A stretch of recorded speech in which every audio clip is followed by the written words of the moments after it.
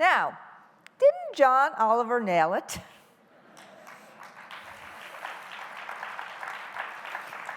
So we've come to this. The term high-stakes testing can be put into the category usually reserved for things like bad principals and spiders. That's, of course, if you're scared of spiders like I am. But this is the point.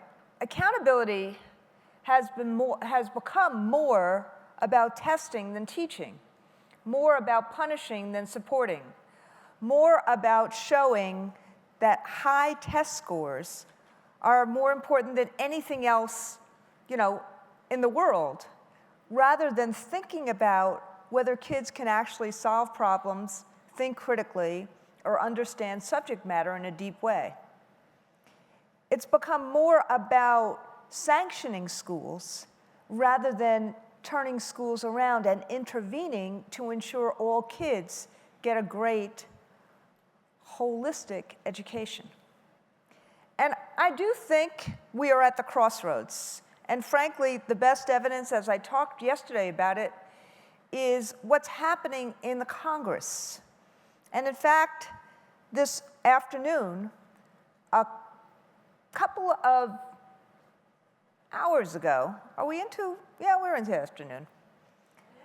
The Senate voted down the bill, or the aspect of the bill called portability, which means the Senate is keeping the equity formulas that we so desperately need.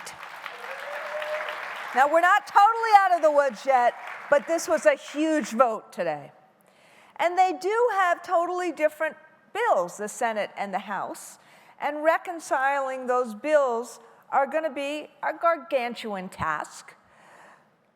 But the key piece will ultimately be on this whole area of accountability.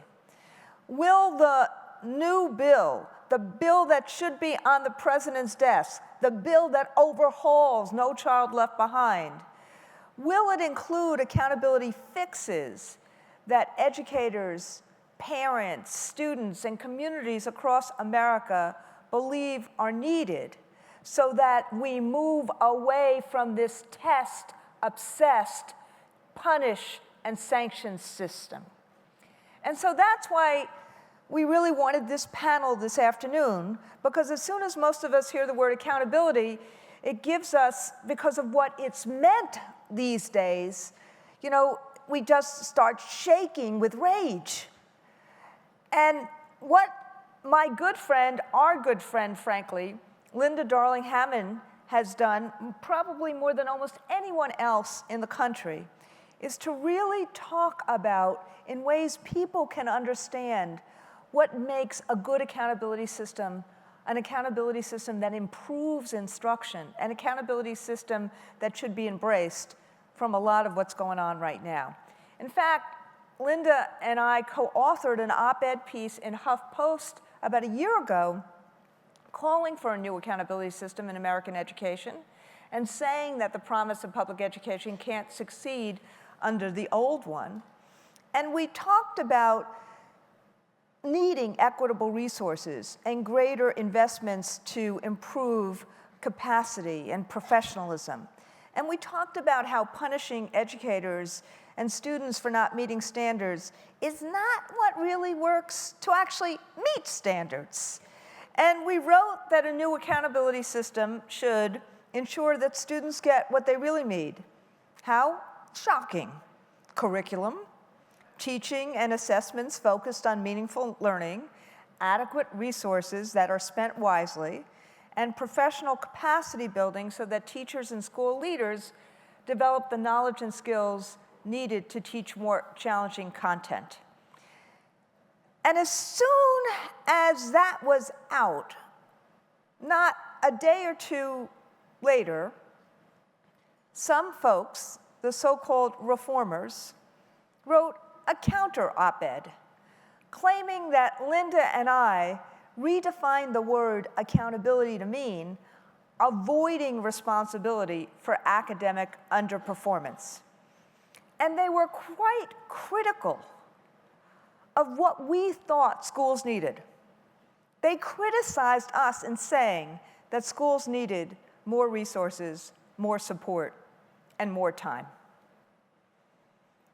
Yes, of course they do, but they totally missed the point. Because if you have more resources, more support, and more time, that means we're all taking more responsibility for helping our kids succeed. And so that's why we wanted to kind of take the gruesomeness out of the word accountability and really make it more accessible to all of us at Teach. And frankly, there's nobody better to start that conversation with a TED Talk or a TED-like talk than Stanford University's and our friend and one of the most dynamic and thoughtful educators of our time, Dr. Linda Darling-Hammond.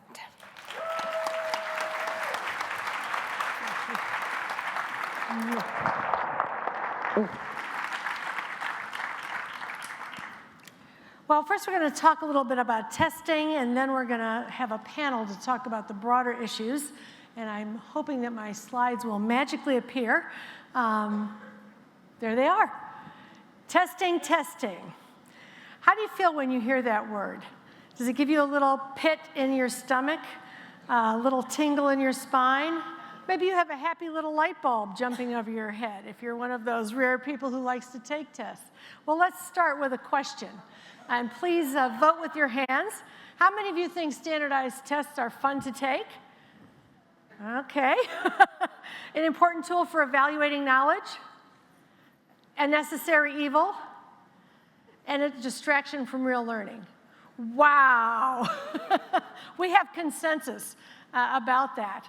We've spent a lot of time in this country figuring out how to get kids to learn how to take multiple choice standardized tests. I remember when my first daughter encountered one, and a teacher helped her to understand, because she was stuck, that it wasn't actually supposed to make sense like a story, that each thing was supposed to be, thought of individually. And in fact, what we see from a lot of research is that the kinds of standardized tests that we use predict very little about success later in life. They don't add anything really at all to predicting college success, and nothing about life success.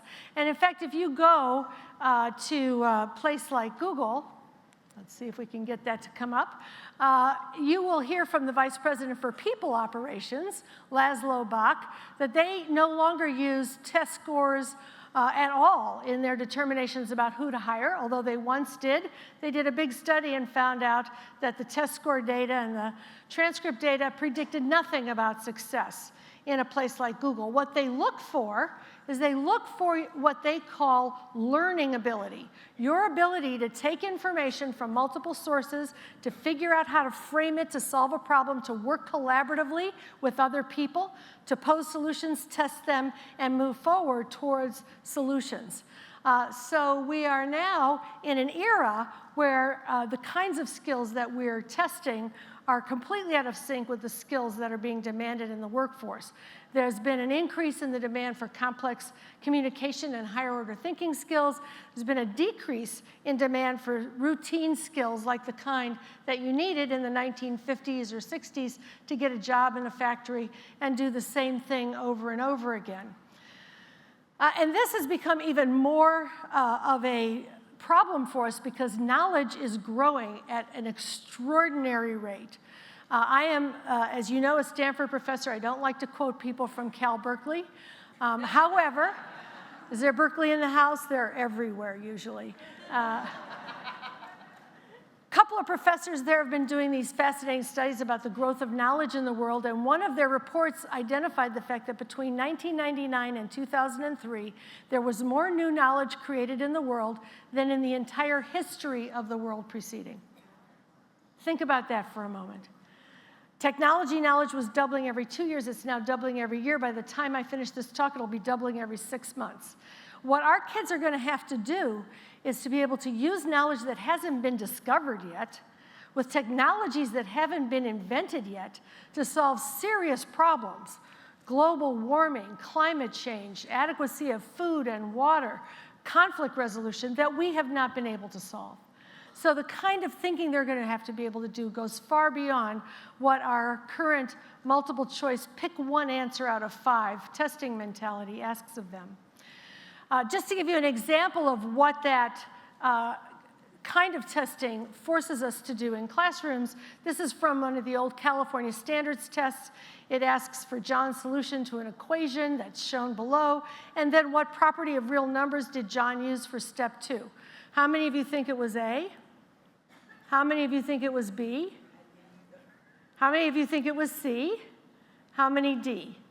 Well, a couple of people here remembered that it was the zero product property of multiplication, but the interesting thing is that the rest of you have all had satisfying and productive lives.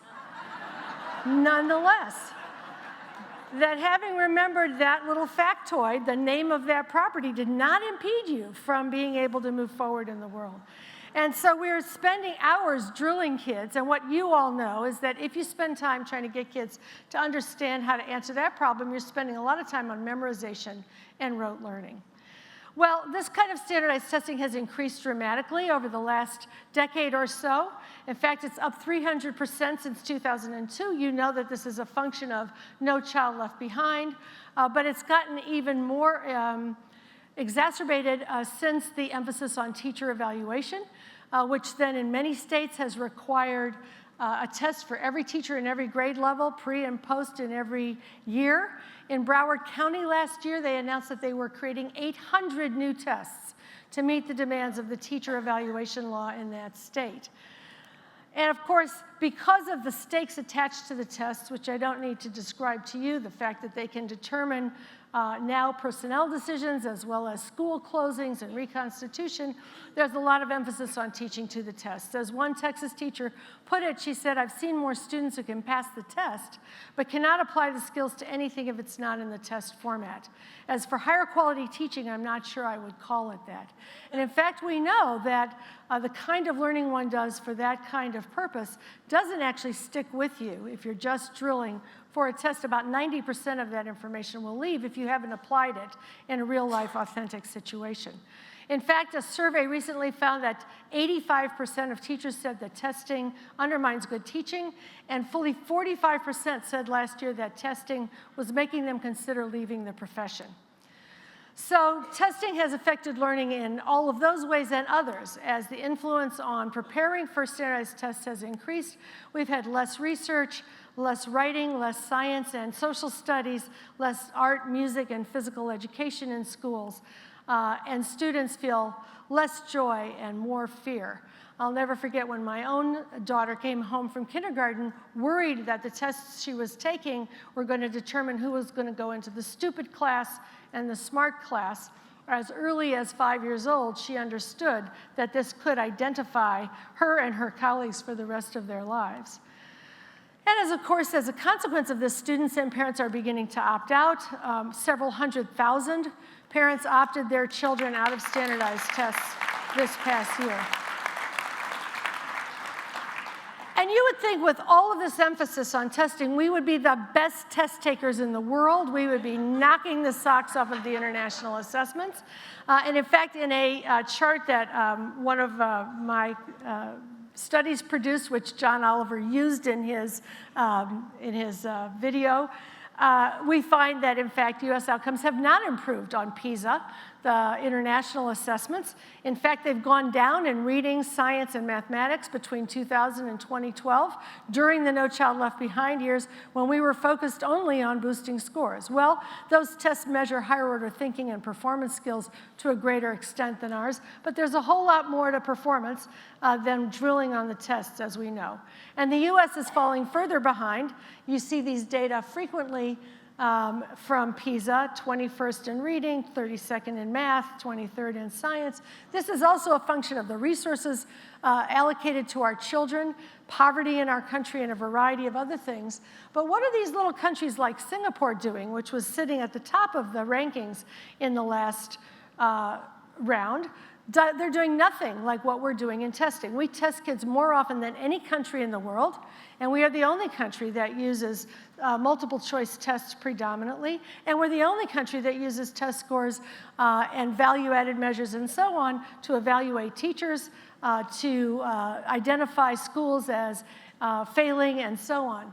In fact, what's happening in Singapore is they've been changing their assessments, as many countries have, to make them more project-based, where kids are actually applying their learning. So in Singapore high schools, the science assessments will ask kids to identify a problem, design an investigation, analyze their data, write a report that looks like a little science journal article.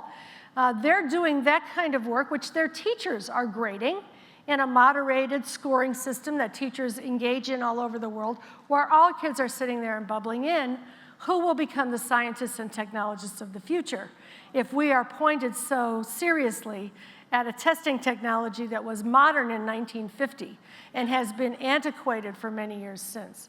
There are also schools that are moving forward with graduation portfolio systems. Some of you know the work of the New York Performance Standards Consortium in New York City, which has a waiver from the Regents exams, and instead has kids engage in assessments where they conduct a scientific investigation, literary analysis, social science research, mathematical applications, world language proficiency, artistic performances. Schools all across the country in different contexts and different cities are engaged in this kind of work. And what's interesting is that in places that are engaged in this kind of learning, students are not only more engaged, more motivated, the work is more important and authentic, but also they go to college and graduate from college at rates almost twice as high as the average American student. And this is, in fact, the kind of work that we need to be encouraging. So right now we're at a turning point. Are we going to go A, towards the schools of the past, or B, towards the kinds of schools where we'll have kids engaged in the work that they need to do to solve the problems that are going to face them that I identified earlier? There is room for hope, in part because our voices do matter. California is moving in a new direction, having rejected the test and punish idea and moving to a support and improve idea, having said we do not want a federal waiver that will require us to tie test scores to teacher evaluation. We've moved ahead with new assessments that are deliberately focused on higher order thinking skills and decoupled from sanctions and used for information and improvement. The new research tasks ask kids to do things like conduct research on the pros and cons of nuclear power and informing a congressperson for whom they work, write a memo about what the recommendations would be based on the Google search that they've done. There are lots of other important kinds of innovations going on in states around the country. And MIT is moving in a new direction. They've just announced that they will encourage portfolio submissions from students. In lieu of traditional test scores, 800 other colleges are doing the same. And as you know, Congress is debating this right now. There is a bill in the Senate that would move forward towards much more flexibility in the way in which we think about accountability, multiple measures to look at schools. And in that bill, however, there is an idea that maybe 5 states could apply to the Department of Education to get the opportunity to innovate in assessment, to begin to catch up to what's already happening in Singapore and Hong Kong and Canada and Australia and other countries around the world. The question we ought to be asking is, why only 5 states? How many of our kids and grandkids, how many of you will be teaching in the 5 states that get selected? And what about the other 45? Why should we be holding them back from the kind of progress that needs to be made to bring us into the 21st century?